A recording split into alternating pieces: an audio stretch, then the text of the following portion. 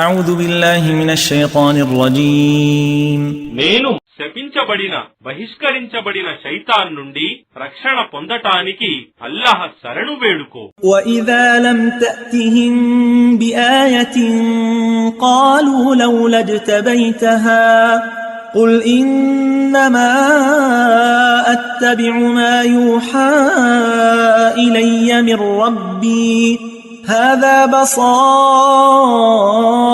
من ربكم وهدى ورحمة لقوم يؤمنون.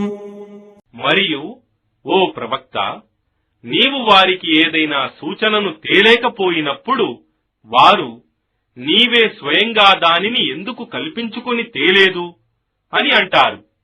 వారితో ఇలా అను, నేను కేవలం నా ప్రభువు తరఫు నుండి నాకు పంపబడే సందేశాన్ని, వహీని మాత్రమే అనుసరించేవాడను. ఇందు ఈ ఖురాన్లో విశ్వసించే వారి కొరకు మీ ప్రభువు తరఫు నుండి అనేక బోధనలు, మార్గదర్శకత్వం మరియు కారుణ్యమున్నాయి.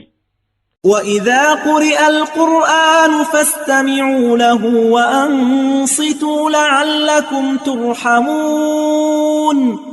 మరియు ఖురాన్ పారాయణం జరిగేటప్పుడు దానిని శ్రద్ధగా వినండి మరియు నిశ్శబ్దంగా ఉండండి, అప్పుడు మీరు కరుణింపబడవచ్చు.